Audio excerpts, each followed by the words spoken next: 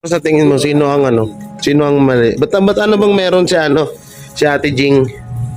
Hindi po pag may topak po siya, yung bigla-bigla niyang wawalain yung tao kahit na walang kasalanan sa kanya. Hinahanapan niya ng butas. Dati pa po yun, doon pa po sila nakatira nun, ganun na po talaga yung ugali niya. Nung babae?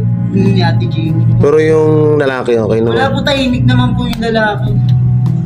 Ibig sabihin pala kung itutuloy na ireto dun kala sa kaibigan ko, di pangit din pala, no? Kasi mahirap yung makakahiya.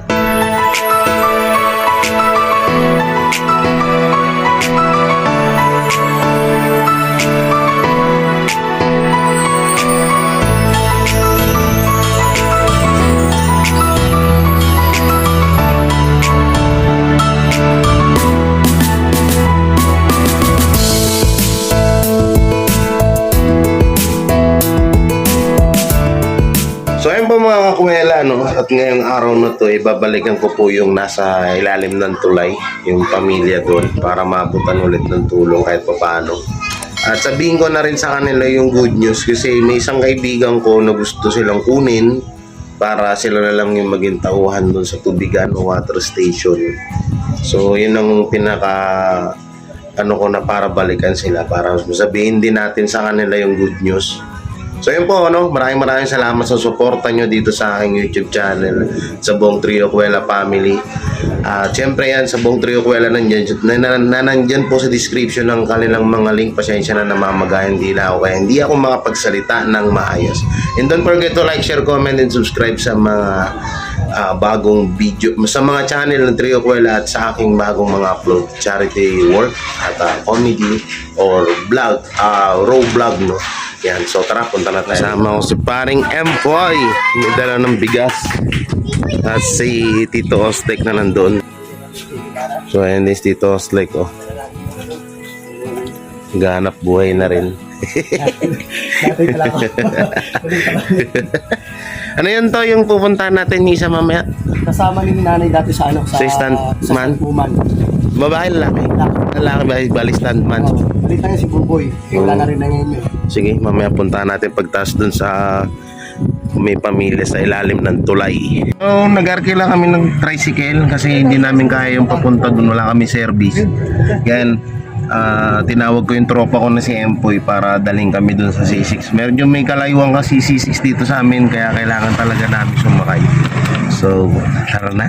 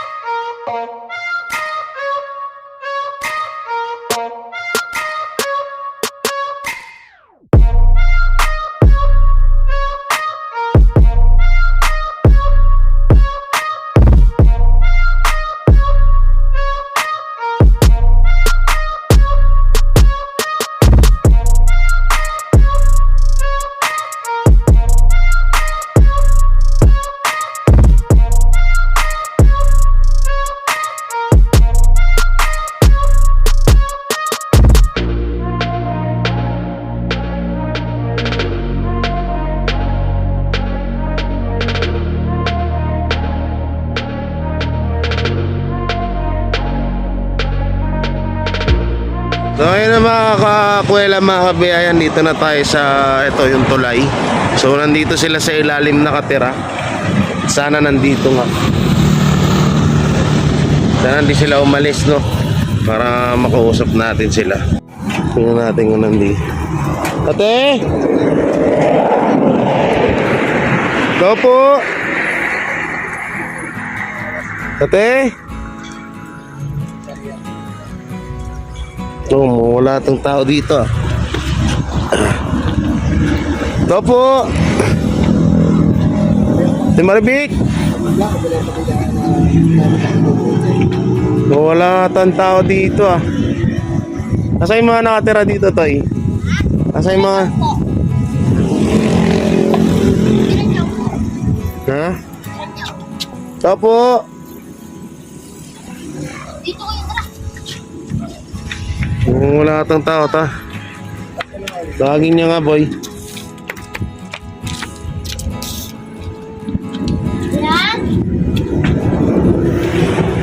Wala. Mga tulog.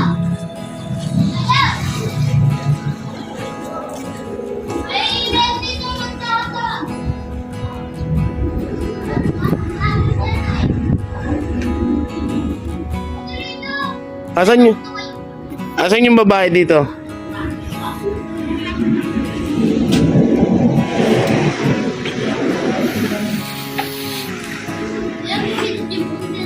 Ito yung nandito. Wala. Wala yung babae. Wala Dito. po eh.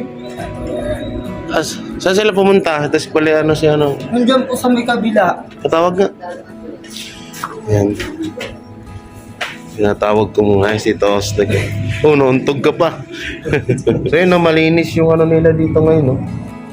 Malinis yung paligid nila. Wala na masyadong plastic. Eh, dalawa lang, ilan lang yung dala namin. 3 lang po eh. Kaya siya lang muna may bibigay namin. Then, dito tayo sa ilalim ng tulay. Yan. Kayo, tiga dito rin kayo? Opo, taga-iba na. Doon lang po ako sa may Ah. Then, dito sila. Yaso. Tingnan na. Kaso ko yan eh. Ah, sumaba yan. Yan, dito yung sila natutulog. Oh. Yan sila natutulog sa taas na yan. Daming lamok, oh. Daming lamok. Grabe. Papausap sila pagkagabi. Papausok. Tsaka paano yun kasi hindi sila lalamukin, no? Daming mga kalat din. Pero okay nga ngayon. Walang masyadong kalat, eh. E katulad nung unang punta ko dito, makalat yung ano. Makalat dito sa baba. Yung mga kalakal nila, mga kapuela, oh. Yan, yung mga pinaganuhan nila. Pinipili nila siguro. Opo, yan po Yung yung mga yung po yung pagkita ng Wala si ate dito? Wala po. Teka lang po siguro ng ano, ng pera. Pumunta po doon sa natin. Ah. Sige, ano ko na lang. Tawag dito. Paano ba yan? Wala din. Si ano na lang, sila ate. Papuntahin mo na lang dito pati si ate. Okay, kayong 3. Punta na lang kayo dito. Para ano. Hindi tayo mag-usap sa ila. Ha? Yung po ba nakatira dito? Yung mga Oo. nakatira dito? Meron po, nandiyan po yung sinasabi ni ate yung babae, yung lalaki. Sino lalaki? Sige, mamaya na. Mamaya na. Yung gwardiya? Apa. Sige, mamaya na. So yung mga kuwela, wala daw dito siya. Di ba Maribik yun? Hindi ko po alam masyado yung Di ba sa parang ganun Maribik ata. Wala daw siya dito. So ang gagawin namin, tinawag namin pati yung nasa kabila doon para ibigay na lang tong mga bigas sa kanila. Yan, pati dito kay ano. Anong pangalan mo? Shane po. Si Jane. Shane. Shane. Si Shane, yung ano, bali doon yung nakatira sa dulo, sa itaas. Sa itaas din, katulad nitong ano, katulad nito. Oh. Eh, yung mag-iina, sila Ate Maribik, paano ko masasabi pala sa kanila yung ano? Bagay, babalik na lang ako sa susunod. Hindi sila nakatira. Tagal na rin na, 2 years. Pumupunta nga po dito yung mga tiga-poso, pinapaalis kami. Pinapaalis kayo dito? Ibang maanuan eh. Pag ba sa ilalim tulay, kailangan talaga. Pinapalis kayo? Opo, kaso wala naman po kami ibang malipatan, kaya hindi po kami basta-basta makaalis din. Di siguro dahil nung nakaraan kasi, nung napanood nga nila yung video namin sa YouTube, nasita nila din yung ano, yung mga basura. Buti nga ngayon, malinis-linis, oh. Hindi nililinis po talaga dito kaso po kasi yan may topak po kasi yung ano si ate. Natulog po kasi siya 4 days. Ang tagal niya magising. Pagkagising niya yung mga anak niya nag-iiyakan sa guto. 4 days? Ano talaga? Pero okay, hindi naman ano. Hindi naman po, lobat. Napunta ko sila dito, pati sila ate, yan yung nasa kabila. Tinatanong kita kung sino hindi ka nagsasalta. Hindi, pinatawag nga nito si ate G. Vlogger ni Pochuk yan eh. Sinong vlogger ni Butchok? Butchok, yung maliit yung... Ayan o. Ah, Dahil dyan ba Butchok. Si Butchok nga pala pangalan mo, nakalimutan ko. Wala dito si ate, no? Saan nga pumunta yun? Paanong naano tayo? Paanong 3-4 na araw natulog? Diyan po, natutulog siya ako. Ano yung sakit niya na yun? Opo. Tagal ng grabe tulog niya, 4 Ganyan days. po pag walang makain. Tulog na ng tulog. Kasi nga naman po, kung gising ka talaga ramdam mo yung buto. So, paano yung mga bata? Wala po, doon lang po kami sa kayo. Iyak-iyak lang po. Hindi yung anak niya, nung ginagawa. Iyak-iyak lang po. Tapos pupunta doon sa inyo minsan. Iyak po Hindi eh. siya makatawi. Di ba hinanap si Ate Jing? Sasabihin ko sana nandun yung bigla ako nakita yung kuya ko ang bilis dumaan. Hindi ako nagsalita sa Ate Mercy na tinawag ko, kala ko nandun, pinatawag ko sa kuya eh. Buti nga kamo kahit pa paano ngayon, malinis-linis walang mga plastic. Kaso ginawa na naman kong payatas dun sa labas. Kung alin pa yung labas. Ay, butya ka rin ito. Sila Tito Slay. Uwi ka na ba? Bali ganito, tigi-isa-isa na lang ulit kayo. Kaso si Ate Jing, mawawalan. Paano kaya to? Pagati-hatihan nyo na lang yan. Para walang kasi yan lang nadala namin ngayon eh. Pagati-hatihan nyo na lang. Pati sa Ate Jing, bigyan nyo na lang. Para Kasi Kaso po kaaway ko po yun ngayon, inaaway po kasi ko. Ba't kayo naaway? Baka Malakas po kasi yung tama eh, kaya inaaway ako eh. Yun lang. Dagdag lang po tayo. Tawag dito. Buhay. At di kayo nag-aaway, isa lang kayo dito eh. Dito po sa may mga bakal-bakal na daw. Dapat yun. Iisa lang kayo dito dapat Magkano nagugutom kami? Nagkakaisa kami ron, no? Nagana. Nagkakaisa kami magkabangdo ng mga ng nagmumulekta ng basura. Tapos nangunga kaming kangkong. Ano kami?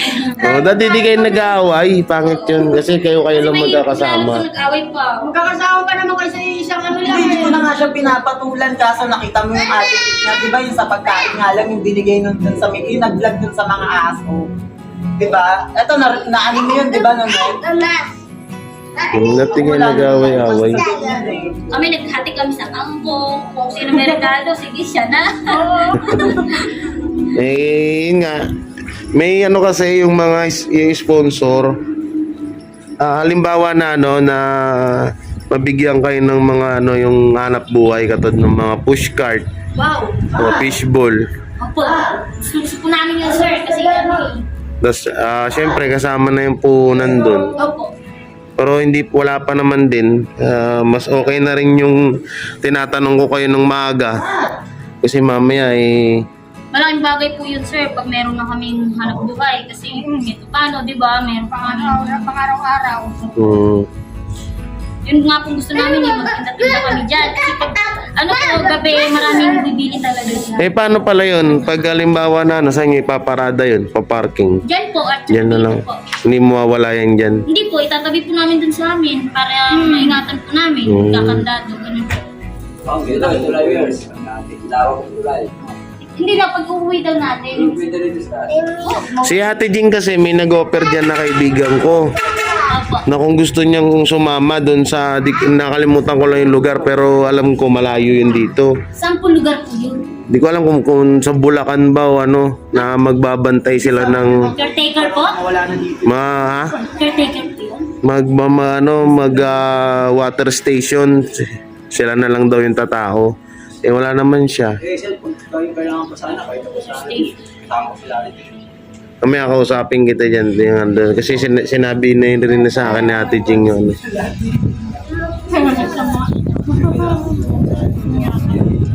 Yan yung bigas, hati-hatiin nyo na lang muna yun. Yan na lang kasi natira namin din eh. May pinuntahan din kami. Wala dito si Ate Jing. Tawag dito. Grabe yun dun Dapat nilininis nyo yan para nila yan. Para hindi nasisita ng poso. Ha? Pinibenta po nila yan. Wala na yan. Buti nga ngayon, medyo maano-ano no, nung nakaraan. Sandamak-mak yung ano rito, yung plastic. Dahil pa naman lamang kita ano. Gabi na. Hati-hati tayo. Yan, paghati-hatihan nyo na lang yan ha. Maraming salamat. Huwag na lang kayo mag-away-away, kayo na lang nandito eh. Dapat Hindi ka mag-away. mas maganda rin yung ano, walang away-away. Thank you very much po sa biyaya binigay niyo po. Malaking bagay po sa amin. Yan. Ingat-ingat. Ay, pagsabi. Ngayon, kapag natuloy yung project namin na yun, kayo na mabibigyan yun kung sakali. Pero hindi ako nangangako ha. Sinasabi ko lang na ano, para mas ano. Ikaw girl, paano yun? Maggaganon ka rin ba? Opo. Sa fishball? Hanap buhay. Opo, mag-aano rin po. Kung sakali. Sa tingin mo, sino ang ano? Sino ang mali? Ba't ano bang meron si ano? Si Ate Jing? Hindi po pag may topak po siya, yung bigla-bigla niyang wawalain yung tao kahit na walang kasalanan sa kanya. Hinahanapan niya ng butas. Dati pa po yun, doon pa po sila nakatira nun. Ganun na po talaga yung ugali. Nung babae. Yun ni Ate Jing. Pero yung lalaki, okay Wala naman. po, tahimik naman po yung lalaki. Ibig sabihin pala kung itutuloy na ireto dun kala sa kaibigan ko, di pangit din pala, no? Kasi mahirap yung makakahiya. May bisyo ba yun? May bisyo ba? Hindi ko po alam dun eh. Basta nakikita ko Pero lang. nagtaka ko dun sa sinabi mo, 4 na araw na tulog. Hindi po pag po talaga yung masakit yung tiyan niya, gano'n, natutulog po siya. Ah, Kahit nga po kami 2 days na kami nagtutulog dyan eh. Kapupunta nga lang po namin dun eh. bakit? Tapos ang nakuha lang pong 30 pesos. Saan? Doon po sa nanay niya, sa Napindan. Dahil naman pwede kasing extra dyan, bakit ano? Hindi po, Bagay, dito sa po kasi Kalakal kasi. Dito po kasi nagtatrabaho yung asawa ko kasi Ah. nanggitan po sila. Natanggal.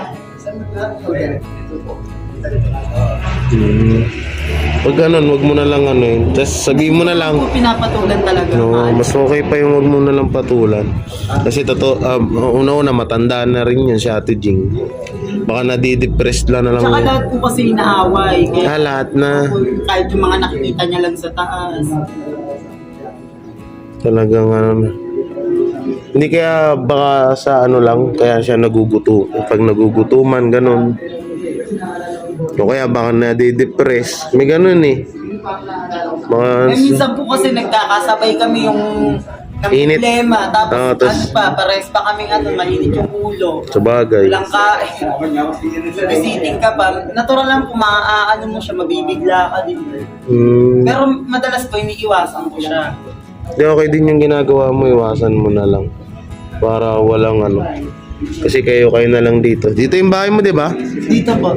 Dito po sa taas. Ito yung bahay ni... Ano ulit pangalan mo? Shane. Yan. Dito bahay ni Shane. Hindi yung boyfriend mo. Apo, ayun. Tatulog. Nangangalakal nga po sana kami dun eh, kaso wala namang tao. Saan? Dun po sa may dulo. Ba't bawal na ba yan? Pinagbabawalan ba kayo dyan ng mga lakal? Ng ibang nangangalakal? Opo, pinagbabawalan din. Bakit? Para saan daw? Hindi pa kasi po ano na yung nakaano na siya ng private. Ay oo, bawal na nga talaga yun. Paano yan pag wala kayong kalakal? May natutulog pa ba doon? Dati po kwarto po namin yung giniba po ng poso. Pinagiba. Kailang nasa ilalim na ng tulay eh. Ginigiba po talaga, kailan lang po may bumababa dito, pinapaalis. Kaso po wala naman po talaga kami mapupuntahan na iba, kaya hindi po kami basta-basta makaalis. Tama naman. Tsaka dapat pa kayo sa ano na lang. Kung ano, bakit daw dahilan? Bawal daw po kasi yung danger zone. Baka malaglagan daw po ng sasakyan. Dapat may mga facility sila na ililipat sa inyo. Marakas pa nga po yan, mga yan magpalayas eh. Wala po sila yung yung limit, mga isang linggo, wala po silang ganun, talagang yung oras po na talagang. Sa palayasin kanila. Grabe din pala, no? Ayun po yung bahay po nila doon, giniba po yan. Nang walang nandun po sila pero wala sila nagawa. Talaga? Yan si Ate Mercy, yan si Ate Lee. Tapos yun po yung kwarto po dati dito. Pinusok po yan ng ano yung bareta. Pero wala po silang ano yung... ano, Sabi-sabi. Masagi-ba lang. Grabe naman. Sige, gano'n na lang. Hati-hati na lang kayo, ha? Ngayon po mga kuwela, hanggang dito na lang tong video ko na to, no? Ate nga, wala nga dito si Ate Ging at parang nagbago na rin isip ko na siya yung ano yun nung ano. Pero ganun pa naman, bibigyan ko pa rin siya rito ng kahit pabigas-bigas. Siguro baka nga dala lang ng ano, dala lang ng depression kaya nagkakaganon siya kaya palaging parang malaging mainit yung ulo niya. So, hindi natin din masasabi. Kasi sa ganitong pamumuhay din talaga talagang madidepress ka dito kahit ako, no? So yun po, maraming salamat sa mga nais pong tumulong sa mga nandito sa ano, sa ilalim ng tulay. Ilan sila dito? 1, 2, 3, 4, 5. 5 pamilya po ang nandito. Kung gusto niyo po silang tulungan, kontakin niyo lang po ako sa aking Facebook Facebook account, J. Guevara, J. Ambuan at J. Guevara rin po yung aking Facebook page. So hanggang dito na maraming salamat at ingat po kayo. Bye-bye.